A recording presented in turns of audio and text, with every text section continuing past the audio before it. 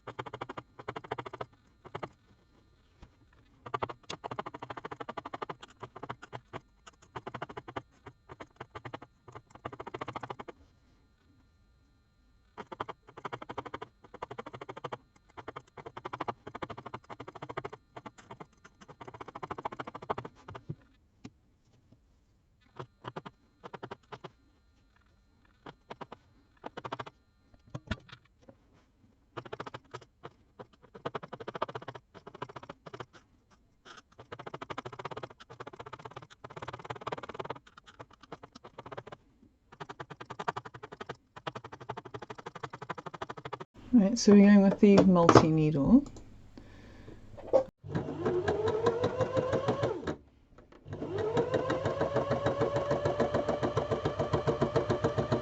So because I haven't put my fabric in a hoop, I'm just holding it really, really tight, just to make sure it doesn't all buckle into itself. I really am just using the felting machine to embed the felt roving into the fabric, so if you don't have a felting or an embellishing machine, you can just continue to do a bit more of the needle felting and you'll get the same result. So this really is just a time-saving step for me. I've done tutorials on the felting machine before, so if you've missed that, please see the link in the description and you can see how to use these awesomely amazing machines.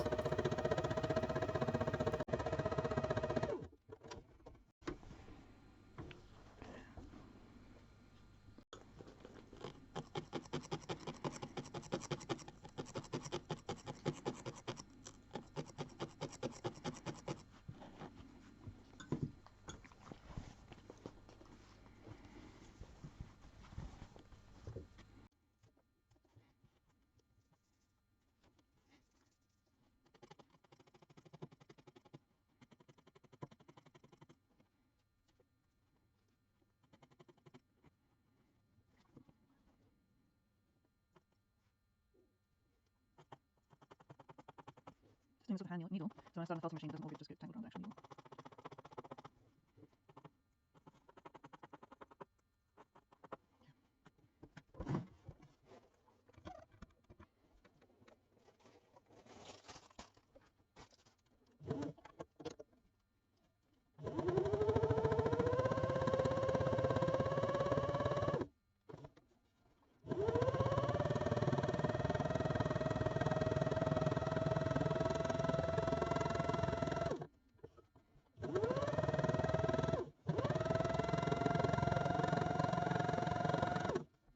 Okay, right, now I'm going to start the free motion embroidery side.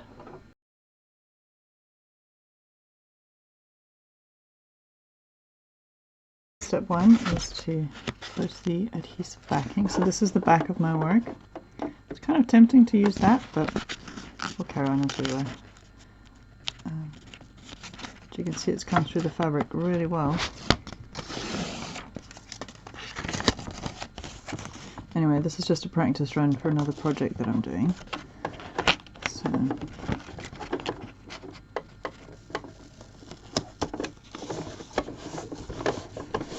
right, so that's the adhesive tearaway backing. If you don't know this stuff, it's amazing. It really is so handy.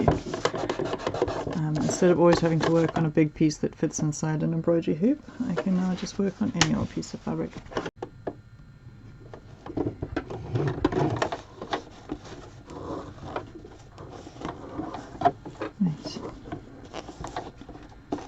my embroidery foot on. I'm using black in the bottom and light blue on top, just to add some details to the eyes.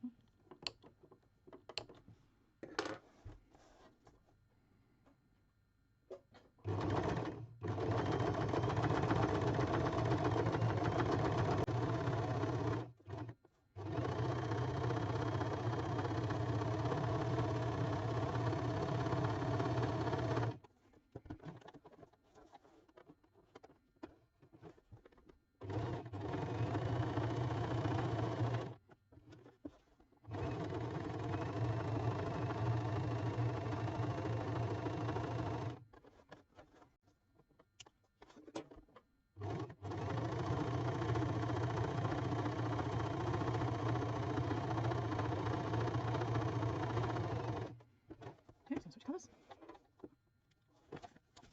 So far.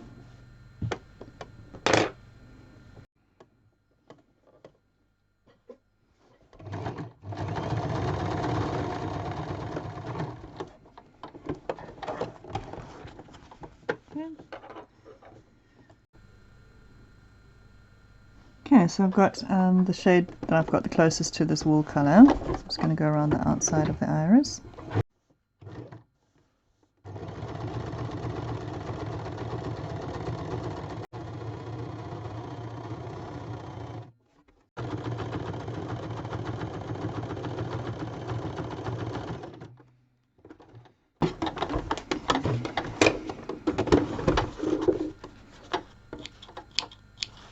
Right, I'm just going to trim my threads and put on my fringe foot. Okay, so I'm going to try and do slightly narrower and then going up to the bigger and then to narrow again. I've got my fringe foot on.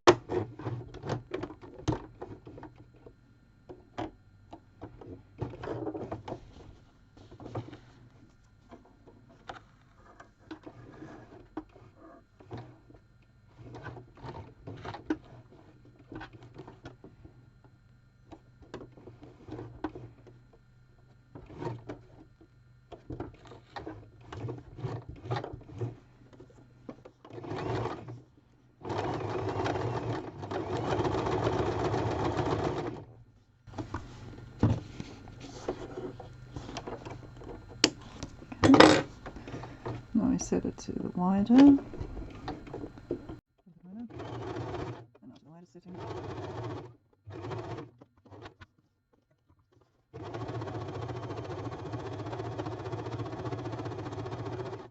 Arrow again.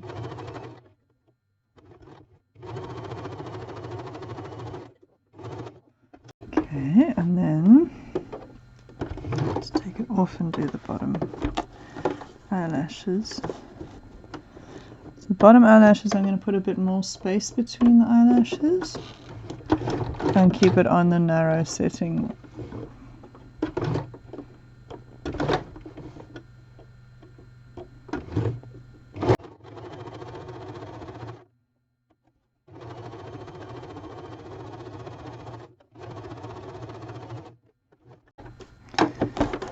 Nice.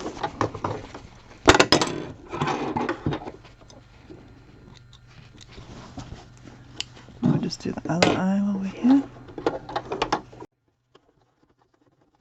Just now start the bottom, so I can keep on the same setting.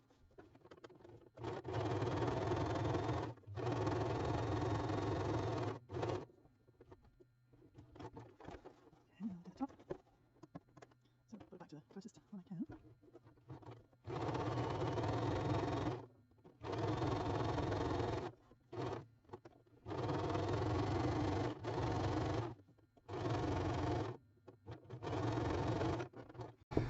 Okay, step 1 of the fringe foot.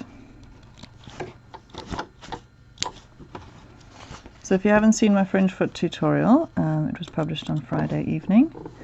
So please go and have a look at that, and I'll explain in detail how to use this foot, because there's a few different techniques and varieties that one can use with this.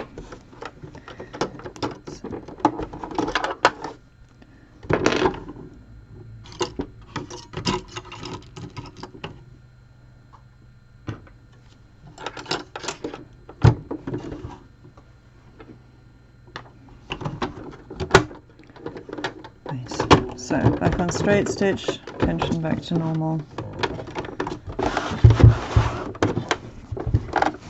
and net stitch.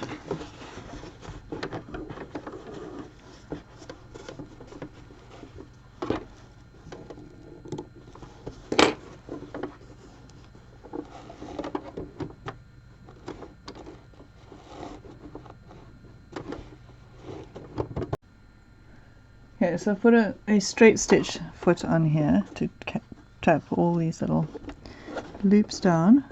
Hopefully it'll be a bit easier. My stitch length is still at very small to trap all of these little threads.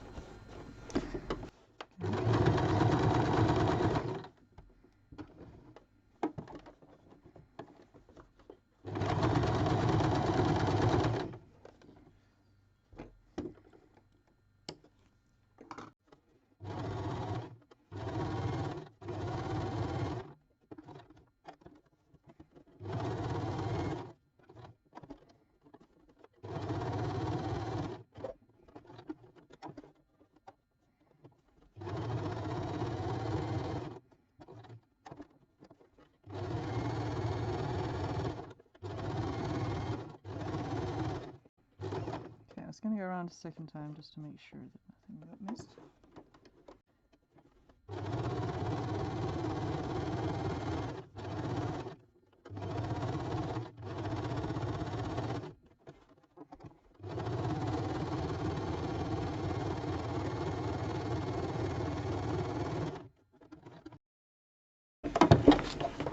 Okay, I'm just going to go around the pupil with a bit of free motion embroidery before we trim these threads.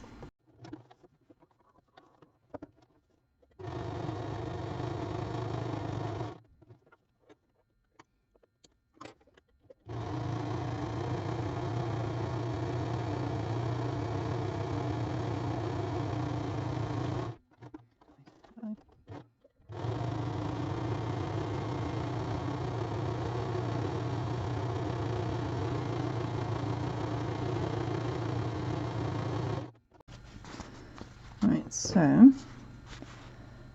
for our top lashes, let's start with the bottom lashes. Bottom lashes we're just going to trim.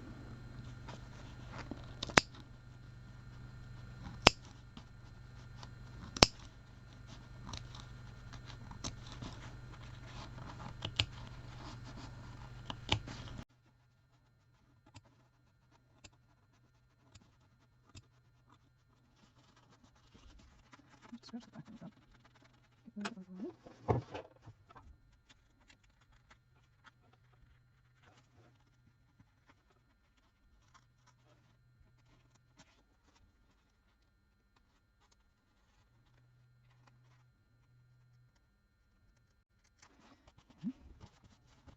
Just increase this way.